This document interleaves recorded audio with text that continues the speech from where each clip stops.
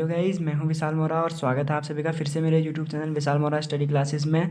तो आज की इस वीडियो में मैं आपके लिए लेके आया हूं प्रकाश का परावर्तन और अपवर्तन। तो गाइस, आज की वीडियो में हम इसी टॉपिक पर डिस्कस करने वाले हैं कि प्रकाश का अपवर्तन क्या होता है और प्रकाश का परावर्तन क्या होता है। तो गाइस, आई होप कि आप सबकी स्टडी बढ़िया ढंग से चल रही होगी, बोर्ड प्रिपरेशन। तो गाइस, आपका बोर्ड टाइम टेबल भी आ चुका है, तो अपनी पढ़ाई पे थोड़ा और फोकस कीजिए। तो चलिए, आज का हम एक और टॉपिक सॉल्व करने वाले हैं आपके बोर्ड एग्जाम से रिलेटेड। तो चलिए गाइस, जानते हैं कि प्रकाश का परावर्तन और अपवर्तन क्या है और इन दोनों में अंतर क्या है। तो गाइस देखिए, प्रकाश का परावर्तन, जब प्रकाश का परावर्तन किसे कहते हैं पहले हम थ्योरिकली जानेंगे। प्रकाश किरण जब किसी एक माध्यम से आती है, ठीक है, जब प्रकाश की लाइट पड़ती है किसी चमकदार सतह से, वो टकराती है और फिर वापस चली जाती है, उसको प्रकाश का परावर्तन कहा जाता है। किसके? जब कहीं से लाइट आती है, किसी चमकदार सतह से टकराई और वापस चली गई। जैसे एग्जांपल देके आपकी, जब धूप लगी होती है, सूर्य चमकता है जब, तो आप आईने आईने से लाइट रिफ्लेक्ट करते हैं, ऊपर से सूरज की रोशनी आ रही होती है, आप आईना लगाते हैं तो लाइट टकरा के चली जाती है, ठीक है। तो वो प्रकाश का परावर्तन है। और प्रकाश का अपवर्तन क्या है? प्रकाश का अपवर्तन है कि जब एक प्रकाश की किरण आती है, प्रकाश किरण आती है, पहले वो किसी और माध्यम में होती है और बीच में से वो किसी और दूसरे माध्यम में चली जाती है। पहले किसी और माध्यम में थी, फिर किसी और माध्यम में चली जाती है, तो फिर उसकी जो होती है वो अपने पथ से, मतलब वो स्ट्रेट आ रही होती है तो वो थोड़ी टेढ़ी चली जाती है, उसको प्रकाश का अपवर्तन कहा जाता है। इसका उदाहरण आप तब देख सकते हैं जब आप पहले एक पूरी बाल्टी या ग्लास में पानी, कांच के ग्लास में पानी लीजिए और उसमें आधी पेन डुबोइए। तो आप देखेंगे कि आधी पेन जो पानी से बाहर आपके हाथ में है वो सीधी है, और पानी में जाने के बाद वो पेन जो है वो टेढ़ी दिखाई देती है। क्यों? क्योंकि जो यहाँ से प्रकाश किरण आपकी आंखों से देखी जा रही है वो पहले तो सीधी गई थी, लेकिन पानी पानी के अंदर वो देखने के लिए थोड़ी टेढ़ी हो गई। आपकी प्रकाश किरण टेढ़ी हो गई, इसलिए आंखों से जाने वाली प्रकाश की किरण जो वो टेढ़ी हो गई, इसलिए पेन टेढ़ी दिखाई दे रही है, ठीक है। तो चलिए, प्रकाश का परावर्तन पहले हम समझते हैं कि प्रकाश का परावर्तन क्या है। तो देखिएगा, इस प्रकाश का परावर्तन कुछ इस तरह से होगा। ये हो गई आपकी आपतित किरण, ये है आपकी परावर्तित किरण, और ये है आपका अभिलंब, और ये रही चमकदार सतह, ठीक है गाइस। तो देखिए, लाइट यहाँ से आती है, ठीक है, ये आपका लाइट सोर्स है, यहाँ से लाइट आ रही है। जैसे ही लाइट आती है तो ये है आपका दर्पण, ठीक है। लाइट आई यहाँ से, इसको हम कहेंगे आपतित किरण, ठीक है। ये हो गई आपकी आपतित किरण जो आ रही है। आपतित मतलब आने वाली, ठीक है, आने वाली आपतित, यहाँ पे टकराई, ठीक है। और ये बीच का हो गया आपका अभिलंब, और टकराने के बाद ये इस तरह से वापस उसी माध्यम में चली गई, तो ये क्या हो गई? परावर्तित किरण, इसको कहेंगे हम परावर्तित किरण, ठीक है। तो देखिए, यहाँ से किरण आई, आपतित किरण आई, दर्पण चमकदार सतह था, दर्पण से टकराई और उसी माध्यम में वापस चली गई। अब माध्यम से मेरा मतलब है, देखिए यहाँ पे ये दर्पण है, ये खुली वायु है, ठीक है, ऊपर कुछ नहीं है ना बाहर। जब आप दर्पण पकड़ेंगे तो आपके आसपास क्या होगी? हवा होगी, वायु, ठीक है। तो वायु को हम क्या कहेंगे? यहाँ पे जो है पूरी में वायु है, तो ये एक ही माध्यम हुआ। देखो, वायु में आई, टकराने के बाद वायु में ही वापस चली गई, तो इसलिए पूरा एक माध्यम है, ठीक है। तो इसमें प्रकाश का अपवर्तन केवल एक माध्यम में होता है, ठीक है। प्रकाश का अपवर्तन ओनली वन माध्यम में होता है, एक ही माध्यम में होता है। और प्रकाश का अपवर्तन किसे कहते हैं? जब कोई प्रकाश किरण किसी चमकदार सतह से टकराती है और उसी माध्यम में वापस चली जाती है, तो उसे ही प्रकाश का परावर्तन कहते हैं। उसी माध्यम में वापस जाना जरूरी है, ठीक है, ये इसी माध्यम में वापस जाएगी। और गाइस देखिए, जब ये इधर से आपतित किरण आती है और ये अभिलंब है, आपतित किरण और अभिलंब के बीच एक कोण बनता है, तो यहाँ पे आप देख रहे हैं एक एंगल बन रहा है, ठीक है। ये एंगल जो है इसको हम कहेंगे एंगल आई, कोण आई, आई का मतलब है इन जो आ रहा है, ठीक है, आने वाला आई। और फिर उसके बाद एक एंगल यहाँ पे भी बनता है अभिलंब के साथ, ना कि ये पूरा ये अलग है और ये पूरा अलग है। देखिए ये एक और एंगल बन गया इस साइड और यहाँ पे एक और एंगल बना है। जो आने वाली किरण की साइड से एंगल बन रहा है वो कोण आई, और जो परावर्तित किरण की साइड का है वो है कोण आर। तो ये कोण आई और कोण आर दो अलग अलग कोण हो गए। लेकिन हमारा क्या होता है कि इसके अब प्रकाश का परावर्तन जो है इसके दो नियम होते हैं। ये आपका जो फिगर है आप इसको याद कर लीजिए, पहले गौर से देख लीजिए। ये प्रकाश की सोर्स है, प्रकाश स्रोत, यहाँ से लाइट आई, चमकदार सतह दर्पण था, दर्पण से टकराई और वापस चली गई, बीच में अभिलंब था, अभिलंब को एन से दर्शाया जाता है, ठीक है। तो इधर से किरण आई और अभिलंब के साथ आपतित किरण ने कोण आई बनाया और परावर्तित किरण के साथ अभिलंब ने कोण आर बनाया, ठीक है। ये हो गया आपका प्रकाश का परावर्तन। अब देखते हैं कि प्रकाश के परावर्तन के दो नियम भी होते हैं, ठीक है। प्रकाश के परावर्तन के दो नियम होते हैं, वो दो नियम कौन कौन से हैं देखते हैं। परावर्तन के नियम, अब हम जानेंगे कि प्रकाश के परावर्तन के दो नियम होते हैं, तो वो कौन कौन से होते हैं। तो गाइस ये होते हैं प्रकाश के परावर्तन के नियम, हमने लिख लिए हैं। पहला नियम होता है आपतित किरण, अभिलंब और परावर्तित किरण तीनों एक ही तल में होते हैं। इसका मतलब है कि जो हमारी आपतित किरण है, मतलब आने वाली किरण है, अभिलंब है और जो हमारा परावर्तित किरण हो, तीनों एक ही तल में होते हैं। एक ही तल का मतलब है यह दर्पण। तो देखिए इस नियम से कैसे कहते हैं कि आपतित किरण कहाँ पे है, दर्पण पे टकरा रही है, ठीक है। अभिलंब किधर से होके जा रहा है, दर्पण से ही होके जा रहा है यहाँ पे। और परावर्तित किरण शुरू कहाँ से हो रही है, इसी बिंदु से हो रही है। तो ठीक है, तो ये एक ही तल है, ये पूरा दर्पण जो है ये एक तल है पूरा। तो इसलिए आपतित किरण, अभिलंब और परावर्तित किरण ये तीनों एक ही तल पे हैं, है ना, ये पूरे एक ही तल पे हैं, दर्पण पे हैं। तो इसलिए पहला नियम हो गया आपका आपतित किरण, अभिलंब और परावर्तित किरण तीनों एक ही तल में होते हैं। आई होप कि ये समझ में आ गया होगा आपको। तो चलिए अगले नियम की ओर बढ़ते हैं। अगला नियम है आपका आपतित कोण परावर्तित कोण के बराबर होता है। अब आपतित कोण है आपका कोण आई और परावर्तित कोण है आपका आर। तो इसका कहने का मतलब है कि आपतित कोण कोण आई बराबर कोण आर होता है, ठीक है। ये है इसका दूसरा नियम। तो परावर्तन के दो नियम हैं, आपतित किरण, अभिलंब, परावर्तित किरण तीनों एक ही तल में होते हैं दर्पण में। पूर्ण या दर्पण हो या पानी हो, कोई भी चमकदार सतह हो सकती है, यहाँ पे दर्पण ही जरूरी नहीं है। तो तीनों एक ही तल पे होते हैं। दूसरा नियम है आपतित किरण आपतन कोण परावर्तन कोण के बराबर होता है, दोनों बराबर होते हैं। तो देखिए कोण आई बराबर कोण आर होता है, ठीक है। तो गाइज ये था हमारा प्रकाश का परावर्तन। और अब हम अगले टॉपिक की ओर बढ़ रहे हैं, प्रकाश का अपवर्तन किसे कहते हैं, जानते हैं कि प्रकाश का अपवर्तन क्या होता है। तो गाइज अब चलिए जल्दी से जानते हैं कि प्रकाश का अपवर्तन क्या होता है। तो गाइज देखिए, जैसा कि मैंने कहा था कि प्रकाश का अपवर्तन जो होता है वो दो माध्यमों में होता है। प्रकाश के अपवर्तन के लिए दो माध्यम जरूरी हैं, कंपलसरी हैं, और प्रकाश के परावर्तन केवल एक ही माध्यम में होता है, ठीक है। तो प्रकाश का अपवर्तन देखिए, प्रकाश के अपवर्तन का फिगर कुछ ऐसा बनता है। देखिए गाइज, यहाँ से आपकी लाइट आएगी, ठीक है, ये आपकी लाइट यहाँ से आ गई। जैसे ही ये किरण आती है, ये यही फिर से आपकी ये आने वाली किरण है आपतित किरण, ये है आपतित किरण, और ये वाली है आपकी परावर्तित, ये है आपकी परावर्तित किरण, ठीक है गाइस, इसको आप कहेंगे परावर्तित किरण। तो फिर से वही है आपकी आपतित किरण, आने वाली किरण, और जो दूसरे माध्यम में प्रवेश करती है वह इसको परावर्तित नहीं, इसको अपवर्तित कहेंगे आप। हाँ, तो देखिएगा, इसको अपवर्तित किरण कहा जाएगा। हमने प्रकाश के परावर्तन में क्या पढ़ा था, उसको पढ़ा था हमने परावर्तित किरण, लेकिन अब अपवर्तन है तो अपवर्तन में हम पढ़ेंगे अपवर्तित किरण। तो दोनों में बस इतना सा डिफरेंस है कि वो परावर्तन में परावर्तित किरण, अपवर्तन में अपवर्तित किरण। तो गाइज देखिए, इसका फिगर ये है कि आपकी यहाँ से जो है लाइट आती है, ये नीचे पानी है, ये वायु है, दो माध्यम है। पहला माध्यम है, ये आपका पहला माध्यम, इसको आप पहला माध्यम कहिए, और इसको कह सकते हैं आप दूसरा माध्यम, ठीक है गाइस। ये आपके दो माध्यम हो गए। पहला माध्यम आपका वायु, दूसरा माध्यम आपका जल।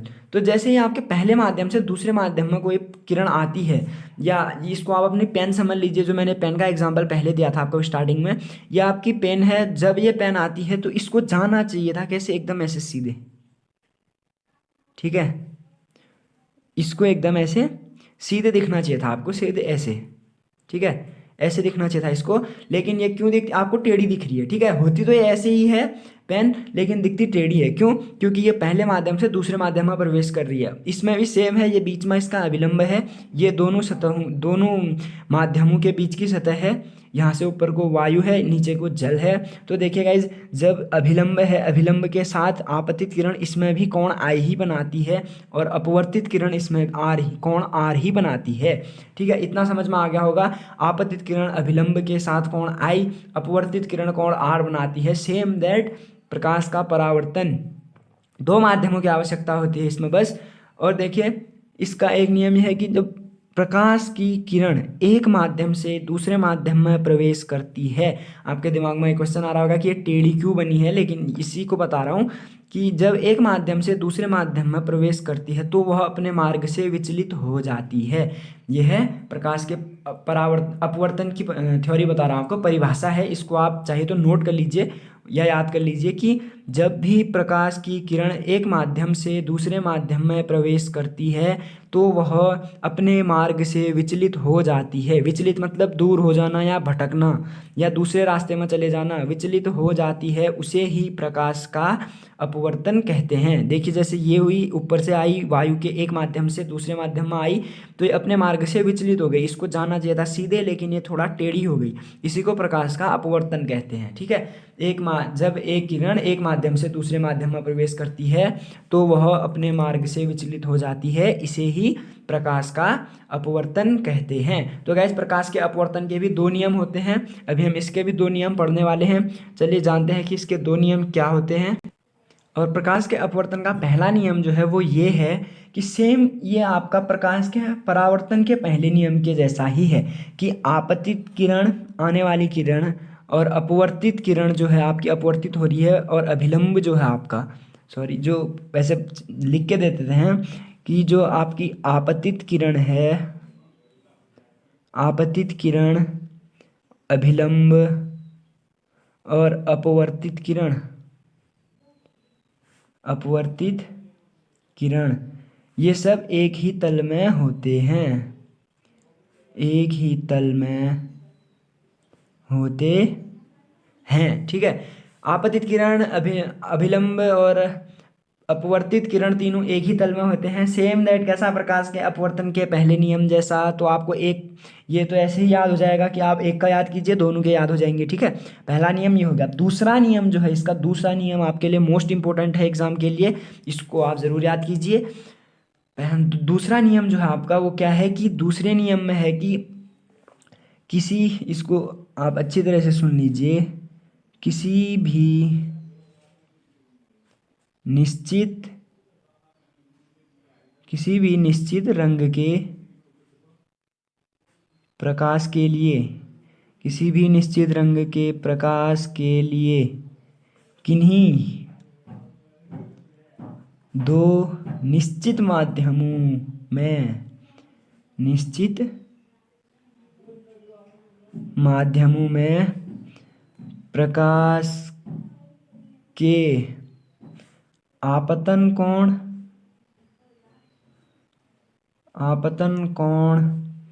व अपवर्तन कोण, इसको आप कहेंगे अपवर्तन कोण की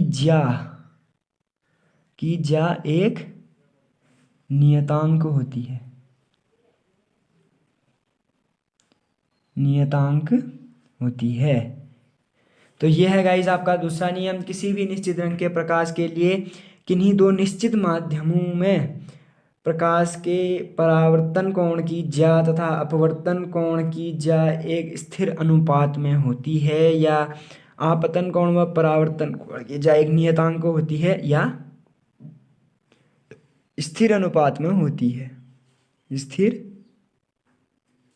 अनुपात में होती है। इसके कहने का मतलब है कि जो आपका आपतन कोण है कोण आई, और जो आपका परावर्तन कोण है कोण आर, आपतन कोण और परावर्तन कोण की जाएगी स्थिर अनुपात में होती है। इसको कहेंगे आप स्थिरांक, या आप इसको कह लीजिए नियतांक। ठीक है, इसको आप कोण आई और कोण आर बराबर स्थिरांक को होता है। इसको आप कुछ ऐसे भी लिख सकते हैं, कोण आई अपॉन कोण आर इक्वस टू एन। ठीक है, ये एन जो है आपका, यह आपका स्थिरांक या नियतांक, और इसको जो ये एन होता है ये एक माध्यम के लिए दूसरे माध्यम के सापेक्ष इसका अपवर्तनांक कहलाता है। अगले टॉपिक में हम आपको अपवर्तनांक बताएंगे कि अपवर्तनांक क्या होता है। फिलहाल आप ये देख लीजिए, जान लीजिए कि जो ये है आपका कोण आई अपॉन कोण आर बराबर एन जो है, ये एन आपका है एक माध्यम का दूसरे माध्यम के सापेक्ष स्थिर अपवर्तनांक कहलाता है। ठीक है गाइज, तो हमने इस वीडियो में डिस्कस कर ली है दोनों टॉपिक्स के बारे में। ये है आपका प्रकाश का परावर्तन था, प्रकाश का अपवर्तन था। तो प्रकाश का परावर्तन क्या था, एक माध्यम में जब एक प्रकाश किरण आती है चमकदार सतह से टकराकर उसी माध्यम में वापस जाती है, वो प्रकाश का परावर्तन है। परावर्तन के दो नियम थे, आपतित किरण, अभिलंब और अपवर्तित किरण, तीनों एक ही तल में होते हैं। ठीक है, और दूसरा नियम था आपका आपतित कोण और परावर्तित कोण दोनों बराबर होते हैं, कोण आई बराबर कोण आर। फिर आया आपका अपवर्तन। अपवर्तन में आपके दो माध्यम होने चाहिए, पहला वायु दूसरा जल, या पहला वायु दूसरा कांच, या दोनों आपके उल्टे भी हो सकते हैं। आपकी अभी वायु से किरण आई लेकिन आप जल से किरण भी दे सकते हैं। और इसके लिए एक बात ये ज़रूरी है कि जब भी कोई प्रकाश किरण विरल माध्यम से सघन माध्यम में जाती है वो अपने अभिलंब की ओर झुकेगी। अब आप विरल माध्यम और सघन माध्यम समझ लो। विरल जो है आपका वो है वायु, विरल माध्यम वायु है, सघन माध्यम जल है। विरल का वी, वायु का वो, तो आप इससे याद कर लीजिए कि विरल वायु। ठीक है, विरल माध्यम वायु है, सघन माध्यम जल है। सघन मतलब जो आपका गाढ़ा है, आप ऐसे ले लीजिए सघन, विरल गाढ़ा और पतला। ठीक है, विरल माध्यम। तो देखिए विरल माध्यम से सघन माध्यम में जब भी जाएगी वो अभिलंब की ओर खिंच जाएगी, अभिलंब की ओर झुक जाएगी।